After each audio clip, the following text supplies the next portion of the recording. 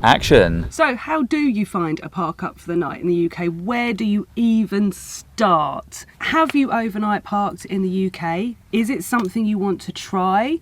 Do you not know where to start? Hey guys, welcome back. We've got another slightly different episode for you this week. I know so many of you are holding on for our Scotland trip.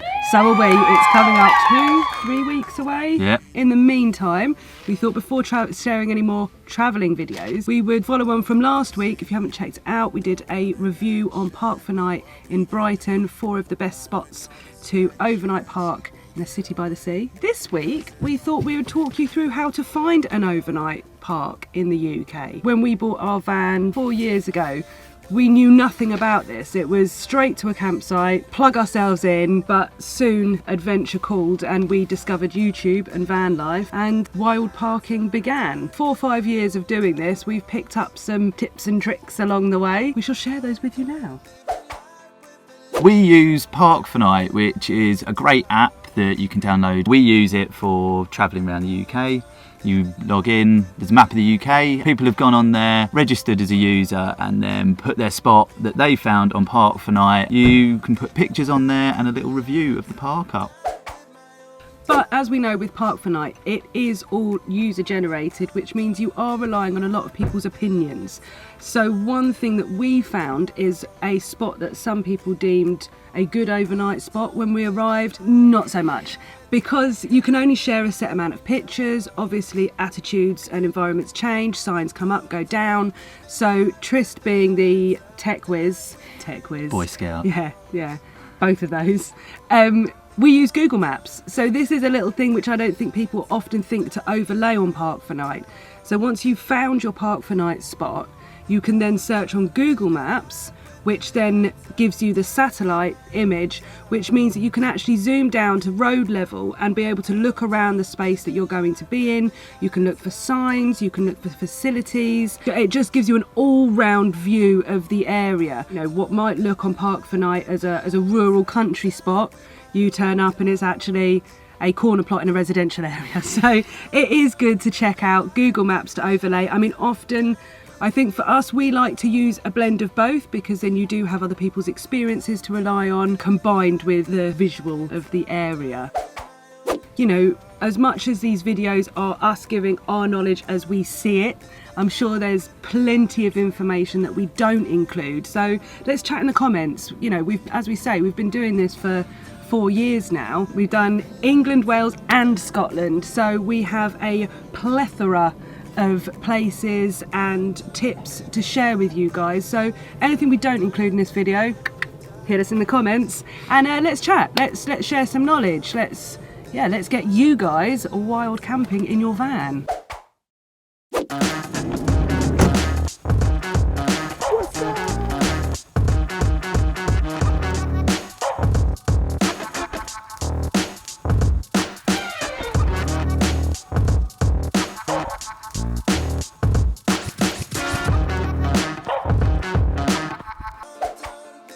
In the 4-bit years that we have been doing wild parking, we have never ever had a knock and we have never ever been moved on. Now you get the hell out of here! So these tips are tried, tested and proven. Don't worry, I know when we first did our first wild park up, I slept like a log. I didn't sleep a wink. You heard every noise, every sound that happened around us. So it does take time to ease into it for some. So don't worry if you do one night and think, oh God, that scared the hell out of me, I never want to do it again. Everyone reacts differently, but I can promise you it's absolutely doable, perfectly safe. You don't get moved on, you don't get a knock if you follow our advice, tips. How do you use Park for Night? So let's just quickly take you through. Open up the app and then look in the area you want to travel around in, and then boom, up should come a plethora of places to stay, and you'll see symbols where they're day parking symbols, evening parking symbols, tractor symbols, which is usually farmers' land that you can park on, or campsites. You'll see motorhome symbols, which is usually places that are more catered towards motorhomes for parking overnight.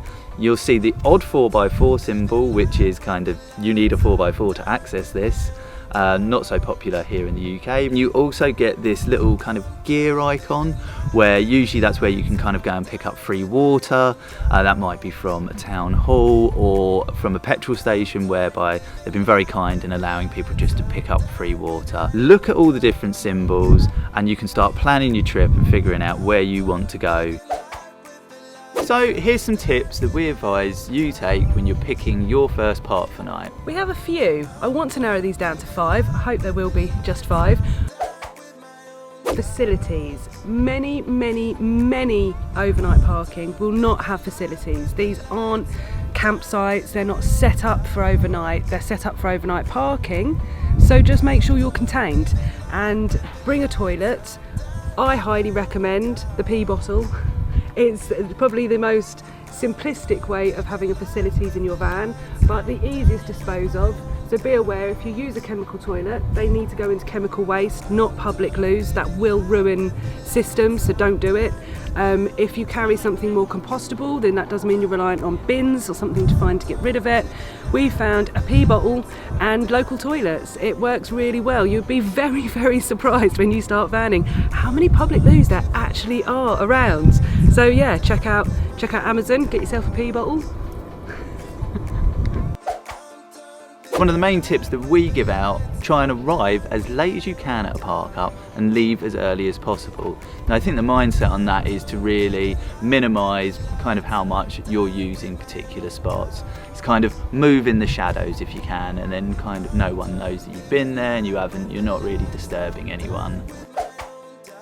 If there are signs saying no overnight parking, use your common sense, don't overnight park. It will make you worry all evening that you're going to get moved on, and chances are where there are no overnight signs, you will get moved on. So, get out of here, let's go! As sad as it is, and as beautiful as a spot may be, a little like Devil's Dyke, if it says no overnight, then roll on. And just move on somewhere else. It makes everyone happy and make sure that we can all stay campervanning and overnight camping where we can.